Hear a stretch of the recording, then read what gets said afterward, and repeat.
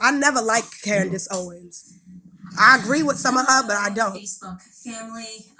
And she be thinking I she be saying have something. Baby, I decided can't to do help this video. that It in has your been life, playing very you were heavily in not my heart accepted in the Negro community. I and wasn't on my either. mind as well. I wasn't And either. it was something Being that a I wanted to dark-skinned say black early woman, you are on because constantly ridiculed and stereotyped within your own society. And especially a dark-skinned woman who don't is it stereotypically presenting herself in a way where it's considered ghetto. And if you talk regular, they will consider you talking white, so they would discriminate against you for that in your own community. So I wasn't exactly welcome with open arms in the Negro community either.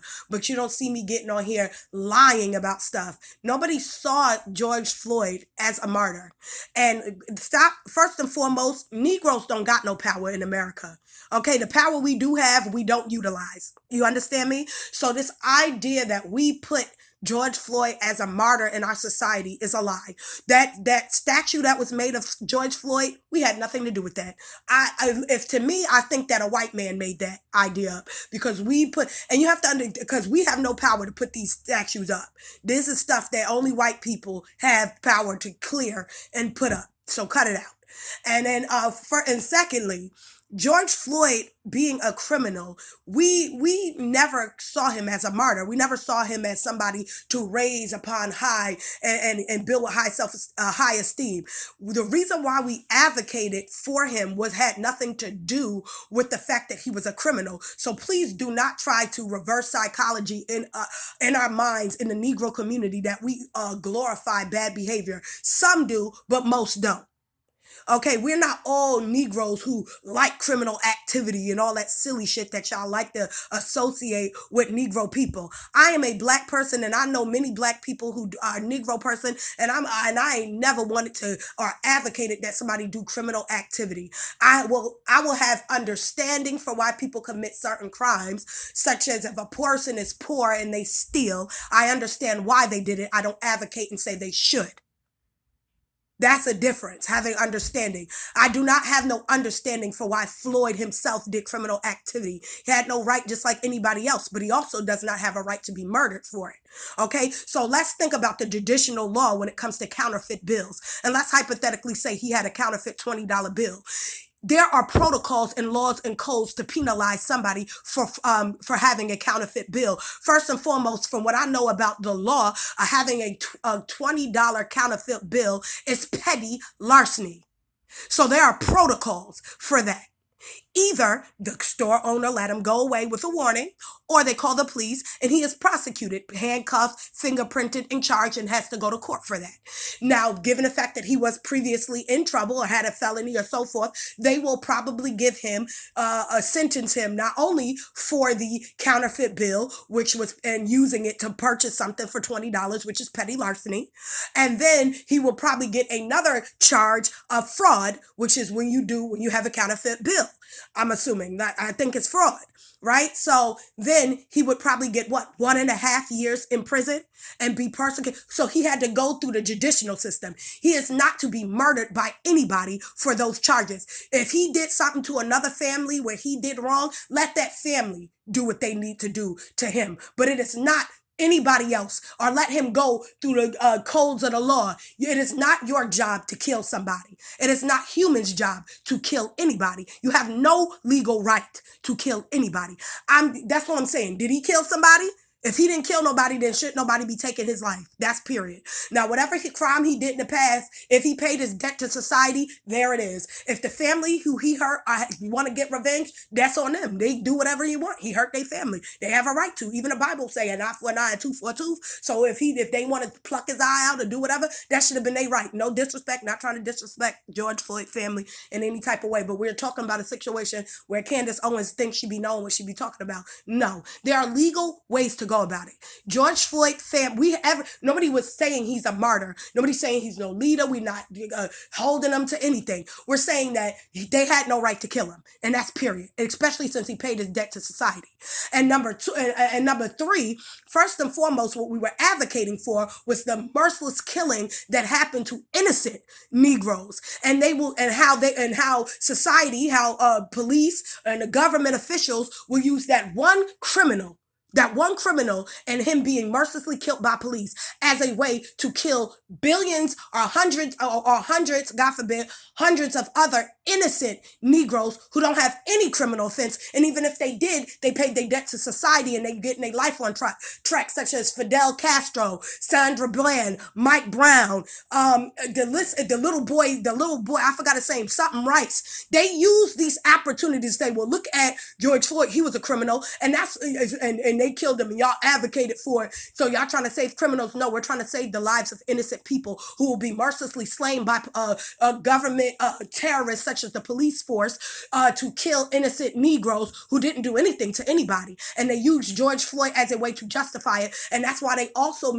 always make sure that they criminalize Negroes first. Even when they killed the little Rice boy for having a BB gun, they tried to criminalize or badmouth the parents as justification for killing an innocent little boy. And this is what is often done. So what we're rallying for isn't this criminal. We're rallying for y'all trying to kill one criminal to kill a million innocent people. That's what we're rallying for. So that these police forces are not coming to kill innocent people and try to use that they had criminal record as a way to justify it. Because even if they had a criminal record, it is not justification for murder. Period. You cannot use that as a crown to say, oh, we killing them because they had a background. And that doesn't mean anything. If they changed over their life and they paid their debt to society, therefore you have no right to come back and do anything. Even God himself, what is it? What is that? I'm looking for this word. Even God himself forgives criminals. So who is man to decide? He's the creator of all things, heaven and earth. So who is man to think that they can become God and condemn somebody to death? You understand me? So we're not rallying for George Floyd, Candace Owens, and for any other dumbass who think like that.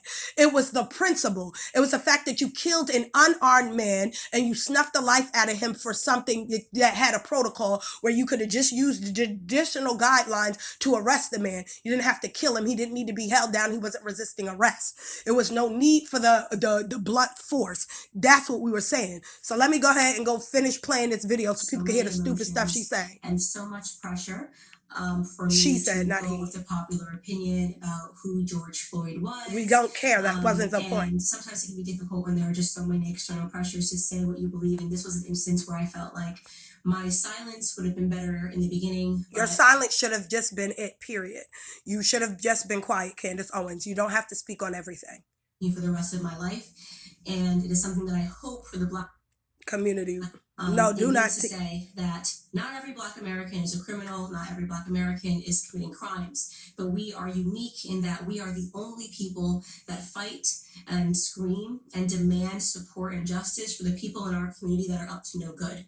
You would be hard pressed to find, a Jewish person who has spent 5 stints in prison, who commits a crime and dies while committing a crime, and that the Jewish people champion and demand justice for. You will be hard pressed.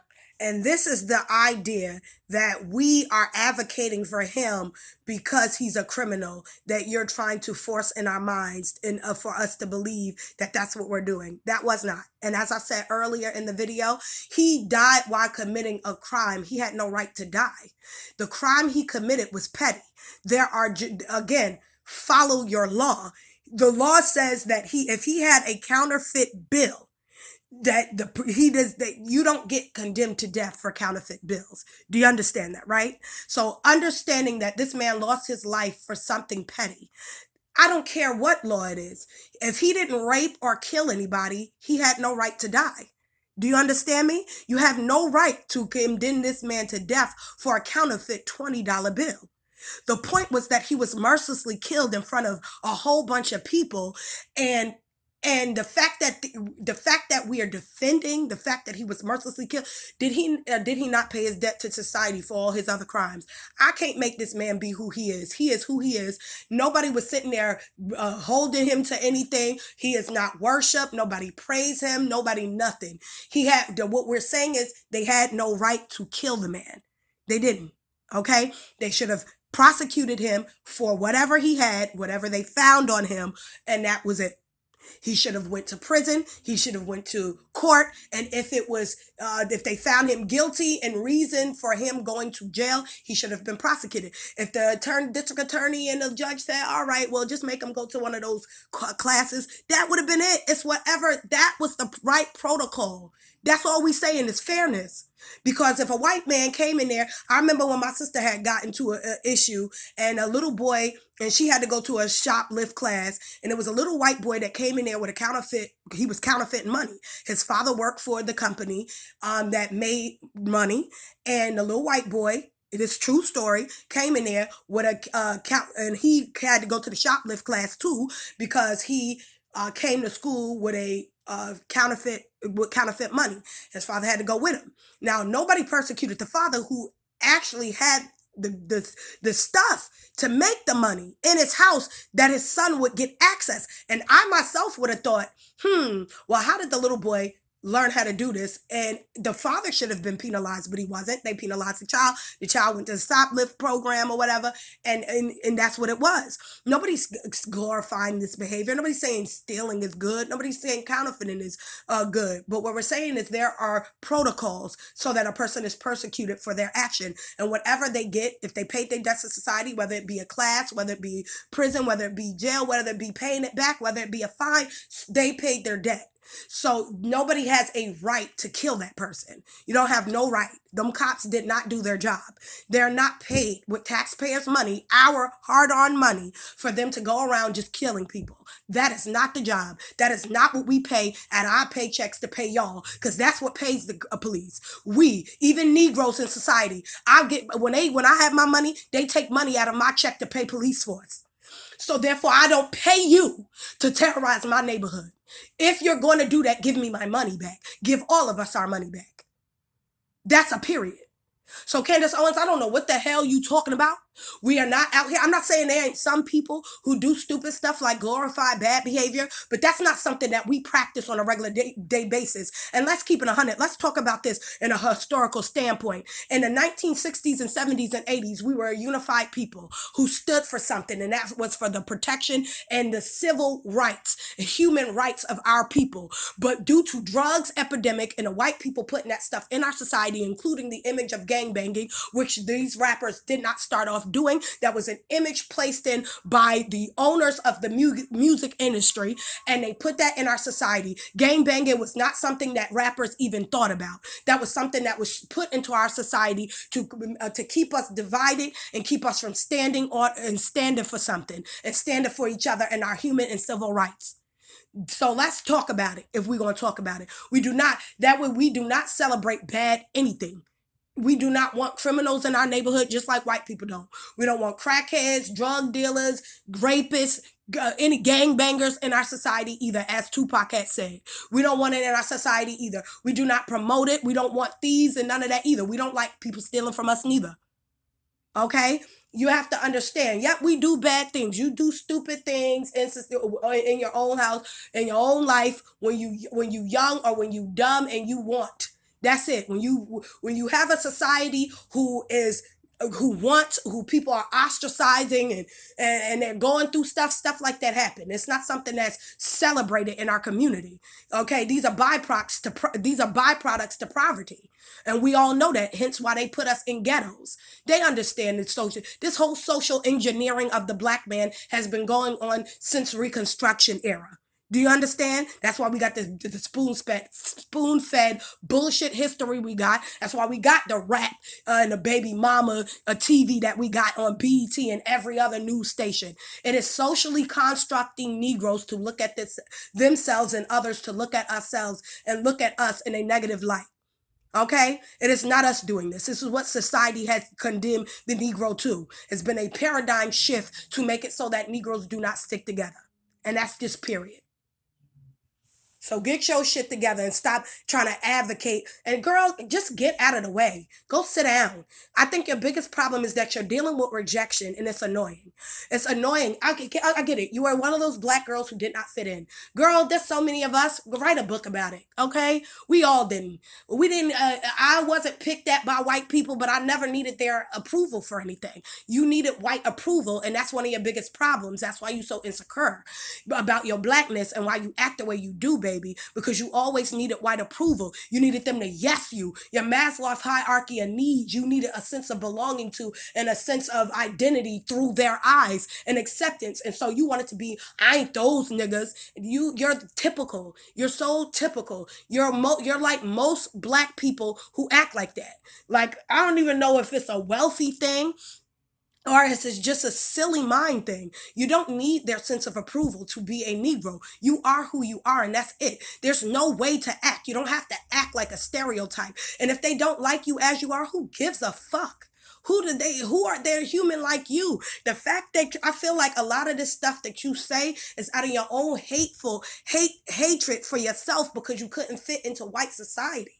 And it's so sad they picked at you for your blackness. Girl, get over it. Get over it. You too grown.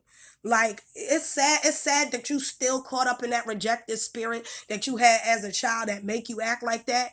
But girl, get over yourself. We have all been rejected. Grow up. Stop needing them so bad. You could stand on your 2 feet as a Negro woman and just say what you didn't like, write a book about it, get some coins, and shut up. Stop speaking in our community. Paint yourself white if you need to. Get the blonde hair and go that way and don't speak on nothing else black.